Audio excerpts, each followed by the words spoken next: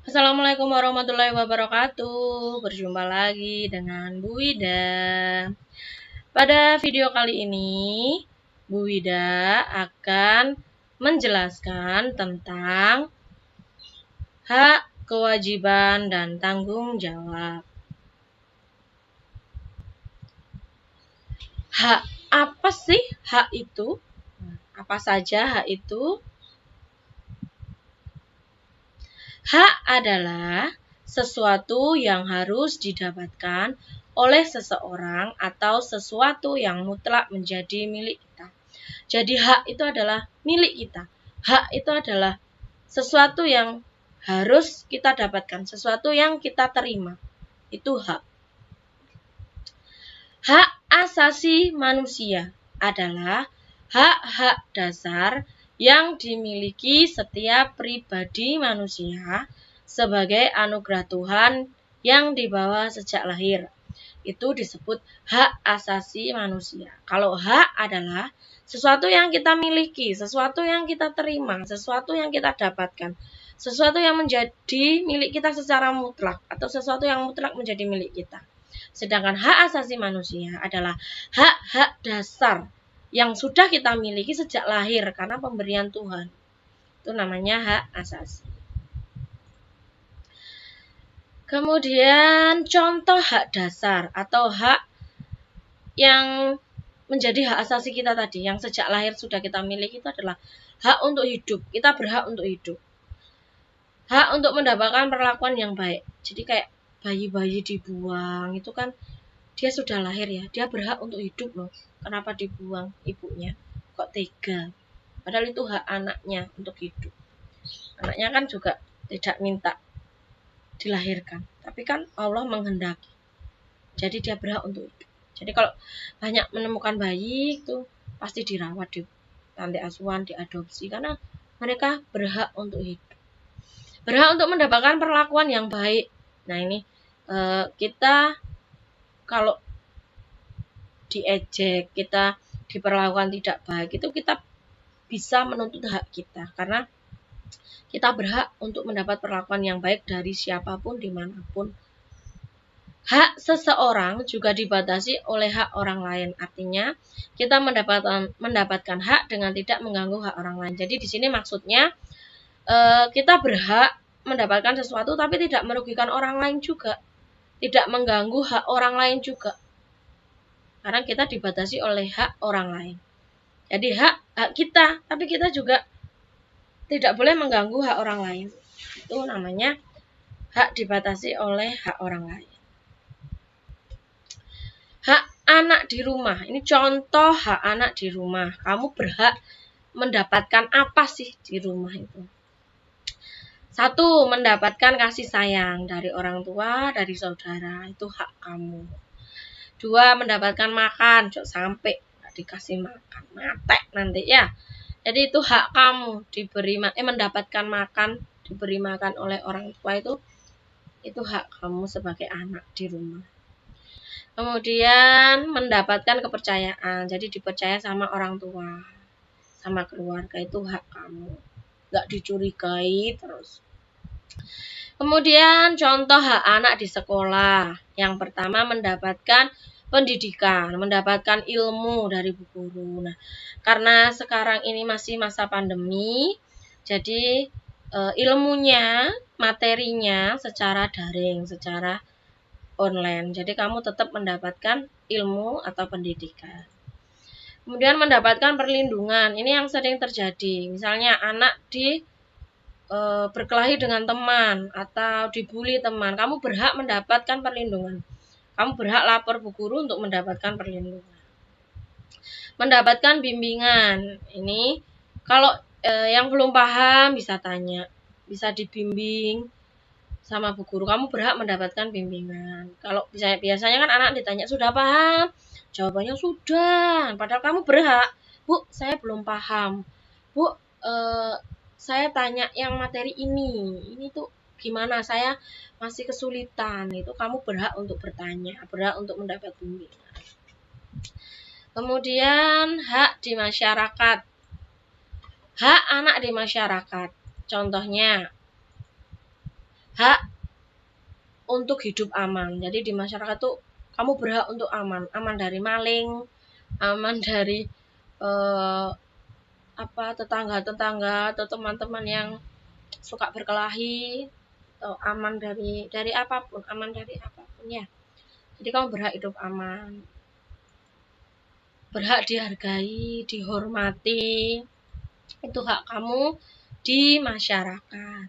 Kemudian kamu berhak berpendapat, berhak usul, mengeluarkan pikiran kamu, ide-ide kamu berhak. Kemudian kewajiban. Apa itu kewajiban? Kewajiban adalah sesuatu yang harus dilakukan oleh seseorang dengan penuh tanggung jawab. Jadi kalau hak tadi adalah sesuatu yang kita dapatkan, sesuatu yang kita terima. Kalau kewajiban sesuatu yang kita lakukan, sesuatu yang harus kita lakukan, harus kita kerjakan dengan penuh tanggung jawab. Itu kewajiban. Contoh kewajiban anak di rumah. Nah, 1, berbakti pada orang tua, nurut sama orang tua. Kalau sudah nurut, berarti sudah melakukan kewajiban, kamu mendapat hak. Haknya apa? Mendapat kasih sayang. Jadi antara hak dan kewajiban itu ada keterkaitan, ya. Kemudian kewajiban anak di rumah yang kedua adalah meminta izin. Kamu wajib meminta izin. Izin sama orang tua kalau mau pergi, izin kalau mau mengerjakan tugas, izin mau sekolah, izin mau main, itu wajib izin. Kemudian wajib mendoakan orang tua supaya sehat, mendoakan orang tua supaya rezekinya lancar, berkah, barokah, halal, ya. Itu kewajiban kamu, tugas kamu. Kemudian contoh kewajiban anak di sekolah. Mengikuti seluruh kegiatan yang diadakan sekolah, upacara, senam, kemudian kerja bakti, peringatan hari-hari besar, piket. Kemudian karena sekarang ini masih corona, jadi kegiatannya secara daring atau online. Jadi materi, tugas harus dilaksanakan karena harus mengikuti seluruh kegiatan, karena itu merupakan kewajiban kamu di sekolah. Menjaga fasilitas sekolah, tidak merusak, mencoret-coret tembok, merusak pintu, itu kewajiban kamu menjaganya, bukan malah merusak, ya. Kemudian kewajiban anak di sekolah yang ketiga adalah sopan terhadap guru dan teman. Nah, sopan di sini artinya berbicaranya yang sopan, tingkah lakunya yang sopan, baik guru maupun teman. Tidak boleh memanggil teman dengan nama orang tua, itu termasuk bullying, ya. Sopan dengan guru, bicaranya santun, kalau nggak bisa pakai basa kromo, ya pakai bahasa Indonesia. Bicaranya dengan nada rendah, dengan guru, dengan teman. Jangan samakan bahasa teman dengan bahasa guru. Kalau ngomong dengan guru harus lebih sopan. Kemudian kewajiban anak di sekolah. Di sekolah sudah ya. Sekarang di masyarakat. Yang pertama menjaga kebersihan. Kamu misalnya makan, bawa jajan dari rumah. Kamu pas lagi bepergian. Belum nemu tempat sampah nih, pegang dulu. Kamu bawa tas kecil, masukkan di tas kecil. Kalau sudah nemu tempat sampah, dibuang di tempat sampah. Itu contoh kewajiban di masyarakat, menjaga kebersihan. Terus enggak ngupil, terus dilelet no tembok, pagar pos ronda, harus tetap menjaga kebersihan. Membayar pajak. Nah, pajak.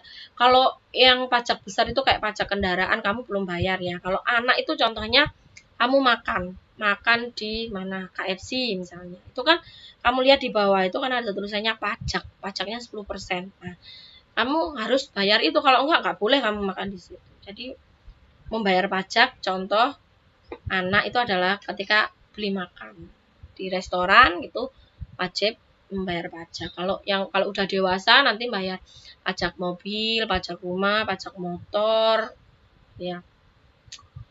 Kemudian mentaati hukum. Nah, ini yang sering dilanggar anak-anak adalah hukum berkendara. Anak-anak belum boleh naik sepeda motor, sudah banyak yang naik sepeda motor. Boncengan 3, ya toh, nggak pakai helm, nggak punya SIM, nggak bawa STNK di jalan raya.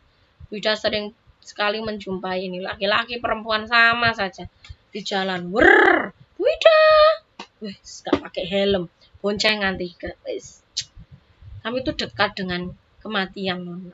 Kita nggak tahu kapan kita mati, kita nggak tahu apa yang terjadi 1 detik setelah kita selesai ngomong, setelah kita selesai apa, kadang ketika ngomong pun kita bisa mati. Nah, saat kamu melanggar hukum, contohnya berkendara, itu nanti yang rugi siapa? Bukan cuma kamu, orang tua kamu juga. Kamu sakit, jatuh dari sepeda motor, sik bayar rumah sakit sopo? Orang tua kan? Nah, kamu melanggar hukum, melanggarnya nggak bawa STNK, nggak pakai helm, nggak punya SIM, bayar denda, sidang ke itu kantor polisi. Orang tuamu yang ngurusi, nyusahkan orang tua. Kita itu belum bisa membahagiakan orang tua. Selama kita belum bisa membahagiakan orang tua, jangan menambahi susah. Ya, nambahi susah. Orang tuamu sudah pusing cari uang. Kamu jangan ditambahi dengan melanggar-langgar hukum, tambah pikiran orang tua. Ada kan kasus anak yang mencuri apa, ayam, mencuri apa di minimarket, itu orang tua juga yang kena malu. Kalau mau berbuat, dipikir dulu, perbuatanku ini baik atau tidak, perbuatanku ini merugikan siapa. Ya, contoh dari kewajiban anak mentaati hukum yang sering dilanggar, hukum berkendara. Belum boleh berkendara, tapi anak-anak zaman sekarang itu sudah kadang Bunda sudah minggir-minggir itu wes anak-anak seliut.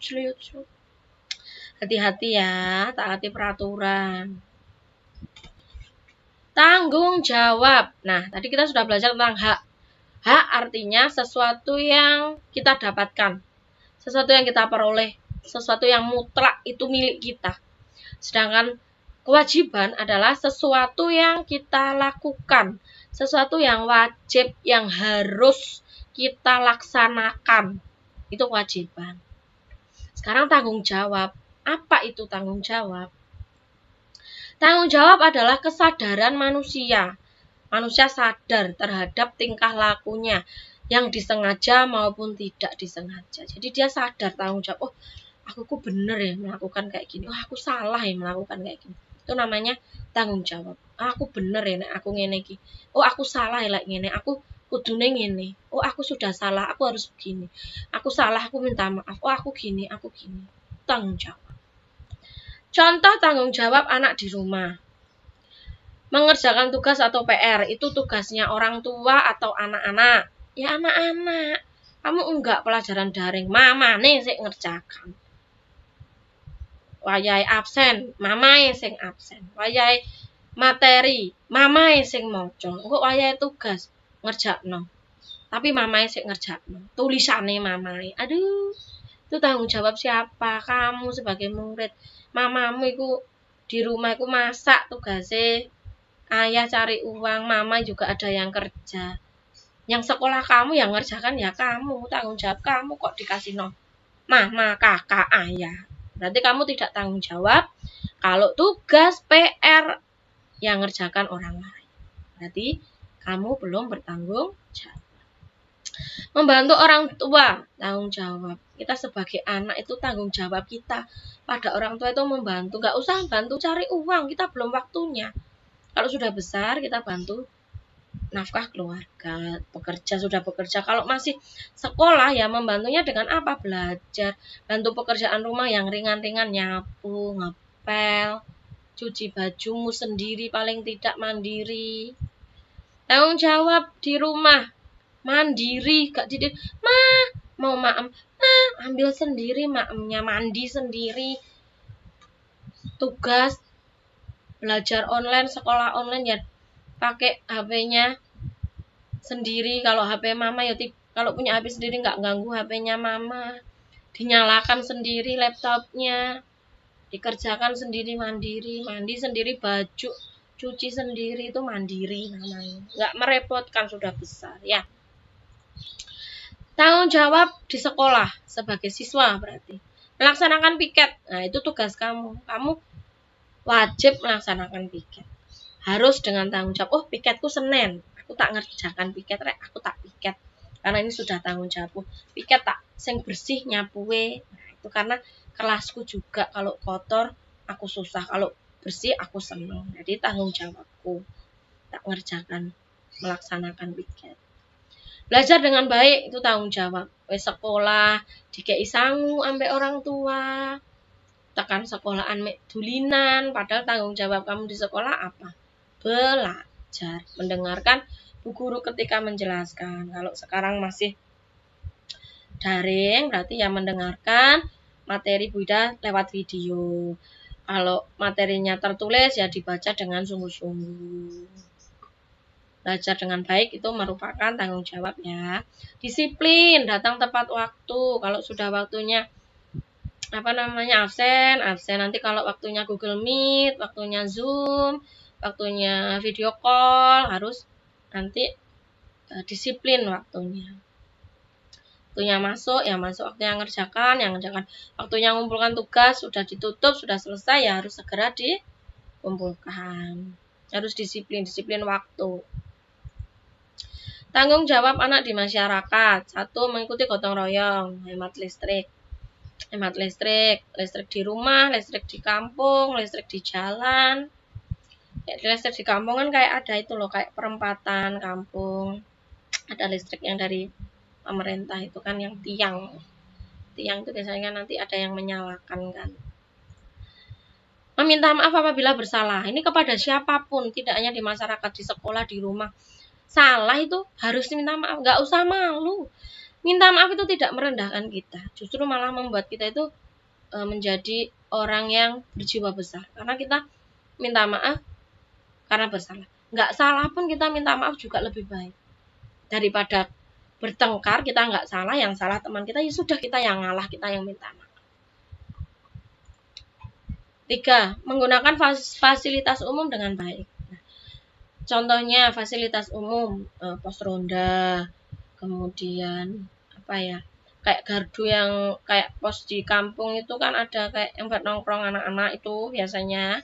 Jangan dicoret-coret. Kalau pas kamu naik kereta api, naik bis ya, jangan tok pecah no kacai, jangan dicoret-coret, jangan dikotori. Terus tembok, kamu biasanya bikin grafiti, bikin di tembokmu sendiri gitu loh di kamar, jangan di tembok orang lain di jalan. Kalau yang suka gambar, jangan merusak fasilitas umum ya. Disiplin. Nah, tadi sudah disinggung sedikit disiplin. Disiplin itu apa sih? Disiplin adalah bertingkah laku sesuai aturan yang berlaku. Jadi kalau aturannya jam 7, setengah 7 masuk, nanti setengah 10 istirahat, ya diikuti aturannya. Senin pakai seragam apa, ya diikuti. Pelajarannya sekarang olahraga harus pakai baju olahraga, diikuti, disiplin. Berkendara, naik motor, bawa STNK, bawa SIM, pakai helm. Sekarang waktunya pandemi corona, disiplin protokol kesehatan, pakai masker, ya harus pakai masker. Cuci tangan, mau masuk, mau keluar, setelah makan, sebelum makan, mau masuk kayak mall, kayak mesin ATM, kayak di jalan harus pakai masker. Itu kita harus disiplin, taati peraturan ya. Contoh disiplin di rumah, belajar setiap hari, merapikan tempat tidur, itu disiplin. Bukan kamu yang pakai tidur mama sih ngelipet selimutnya, wah itu nggak disiplin. Merapikan mainan setelah bermain, itu disiplin. HP, mari main game, dicas. Mari buat main game kan buat belajar online. Habis buat belajar online, habis lagi baterainya dicas, buat main game lagi. Kalian main game, belajarnya waktunya cuma sedikit ya. Merapikan mainan. Jangan banyak-banyak main game pakai HP, nanti pikiranmu putus otaknya. Ya. Banyak waktu di luar gitu loh. Nonton TV, nonton berita, keluar goes, nyiram bunga, keluar jalan, menghirup udara, main, kumpul sama teman-teman di kampung. Jangan cuma di rumah main game terus, nanti otak kamu konslet. Tidur dan bangun tepat waktu. Nah ini sering ini anak-anak tidak disiplin. masih SD tidurnya setengah 1, setengah 2, wayahe bangun pagi, wayahe sekolah daring, wah ngantuk, gak belajar, bangun-bangun siang mangan main game turu maneh. Karena apa? Tidak disiplin waktu. Harus disiplin waktu dong. Waktu tidurnya, waktu bangunnya, waktu belajarnya harus disiplin. Gini, disiplin waktu. Misalnya dibatasi main game sehari 2 jam. Pagi belajar dulu. Main gamenya sore. Main sepak bola di lapangan boleh, tapi harus disiplin. Kapan kita belajar, kapan kita membantu orang tua, kapan kita bermain, itu harus disiplin, waktunya harus kita atur ya. Kemudian menjalankan ibadah tepat waktu. Nah, wayahe subuh, luhur, asar, maghrib, isya tidak boleh kelewat. Yang beragama Kristen juga gitu waktunya. Ibadah misa atau ibadah Jumat Agung atau remaja hari Minggu ya, itu harus tepat waktu. Disiplin di sekolah, contohnya melaksanakan piket, membuang sampah pada tempatnya. Kita ada gerakan semut kan, sejenak memungut. Jadi kalau masih tetap ada sampah berserakan, mungkin terbawa angin, kita punguti, kita masukkan di tempat sampah. Memakai seragam sesuai aturan, itu termasuk disiplin ya. Kemudian datang tepat waktu. Nah ini waktunya 6:30 sudah harus sampai, karena 7:15 kan kita sudah masuk. Kemudian literasi kan, membawa buku sesuai jadwal, tidak semua dibawa. Wabeh dikau. Gak ada pelajaran agama, gowo buku agama. Itu namanya gak disiplin, gak belajar, dilepok notas, gak diturunkan, gak dibuat belajar. Besok pagi dibawa lagi, sampai rumah ditaruh dibawa lagi besok pagi. Itu tidak disiplin, harus sesuai. Contoh disiplin di masyarakat, berjalan di sebelah kiri, mematuhi rambu-rambu lalu lintas, itu kayak lampu merah, kuning, hijau, terus marka jalan yang warna putih, kita tidak boleh melebihi, kemudian zebra cross kalau nyebrang di penyeberangan, itu rambu-rambu lalu lintas ya. Tidak bermain layang-layang di jalan. Nah, ini kan lagi musimnya layang-layang. Aduh. Bentar. Lagi musimnya layang-layang. Nah, kalau kita bermain layang-layang di kampung, gangnya kan kecil, kita bermain di lapangan, tapi jangan di jalan raya, jalan yang dilewati mobil, dilewati motor. Kamu nanti asik ini layang-layangnya kamu tarik gitu, wes nggak lihat kanan kiri, ada mobil, ada motor, guys. Wassalamualaikum warahmatullahi wabarakatuh. Jadi mainnya di lapangan. Yang deket bong, main di bong, hati-hati kalau lari-larian di bong. Ada kaca-kaca nggak sih, kaca-kaca kayak pecahan gelas, pecahan piring, itu hati-hati kalau main pakai sandal. Main di jalan pinggir, sekarang tuh banyak yang naik motor, naik mobil, banyak yang naik sepeda goes juga itu kan. Jadi mainnya di lapangan saja. Kalau mau main di jalan, jangan jalan yang banyak dilewati kendaraan. Menjaga kebersihan lingkungan. Nah, ini lingkungan kampungnya tetap harus buang sampah di tempat sampah, tetap harus menjaga kebersihan. Menjaga keamanan lingkungan. Kalau kamu tahu, ini bisa rumah yang ada CCTV-nya, dikasih CCTV-nya. Kampung, kamu ada orang yang kelihatan mencurigakan, langsung lapor orang tua, lapor Pak RT. Jadi harus tetap menjaga keamanan lingkungan. Nah, hak, kewajiban, dan tanggung jawab hendaknya dilakukan secara seimbang. Jadi kita melakukan kewajiban kita, baru menuntut hak, meminta hak. Ojo minta hak tapi gak tahu melakukan kewajiban. Kayak tadi, kewajibannya mematuhi orang tua, haknya diberi kasih sayang. Gak tahu patuh ambek orang tua, njaluk disayang. Yo gak imbang. Kamu patuh dulu ke orang tua, baru nanti kamu diberi kasih sayang. Harus seimbang. Tidak boleh haknya terlalu tinggi, kewajibannya rendah, atau kewajibannya tinggi, haknya rendah. Harus seimbang. Hak, kewajiban, dan tanggung jawab harus seimbang. Kita boleh menuntut hak jika sudah melaksanakan kewajiban dengan penuh tanggung jawab. Kalau misalnya kewajibannya mengerjakan tugas, digarap ngerjakannya asal-asalan, itu tidak penuh tanggung jawab. Gak belum mikir, cuman jawabannya asal-asalan, ngawur, pokoknya ngerjakno. Itu pokoknya ngerjakno iku lho sik ngarai ya apa ya? Gak tanggung jawab. Kamu dikasih tugas. Kasih tugas tuh kerjakan semaksimal mungkin supaya nilainya baik, bukan asal-asalan. Pokoknya ngerjakno, pokoknya Bu Ida gak marah. Padahal jawabannya ngawur, salah kabeh. Tuh capek. Dalam melaksanakan hak kewajiban dan tanggung jawab, hendaknya kita tidak merugikan diri sendiri dan orang lain. Tetap pada bagian kita masing-masing. Jadi tidak boleh mengganggu, merebut haknya orang lain, merebut tanggung jawabnya orang lain, merebut tugasnya orang lain. Sudah pada bagian kita masing-masing. Tidak boleh merugikan orang lain. Hak kita milik kita, hak orang lain milik orang lain. Kewajiban kita ya kita yang selesaikan. Kewajiban orang lain yang selesaikan. Sudahkah kamu melaksanakan kewajibanmu dengan tanggung jawab? Kewajibanmu sebagai anak di rumah, kewajibanmu sebagai murid di sekolah, kewajibanmu sebagai anak di masyarakat. Sudah belum?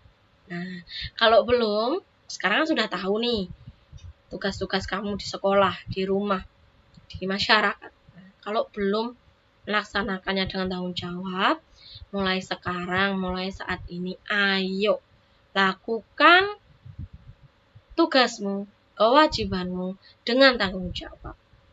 Jangan mengalihkan kepada orang lain. Lakukan sendiri, kerjakan sendiri, penuhi kewajibanmu dengan penuh tanggung jawab. Baiklah anak-anak, itulah materi kita hari ini, hak, kewajiban, dan tanggung jawab.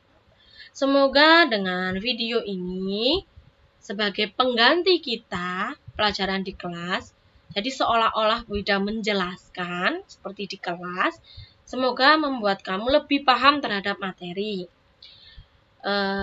Untuk video selanjutnya, nanti kita tetap seperti ini, seperti belajar di kelas. Kamu memperhatikan Bu Ida menjelaskan seperti di kelas, seperti ya, karena pandemi belum selesai. Nah, semoga kamu memahami materi ini.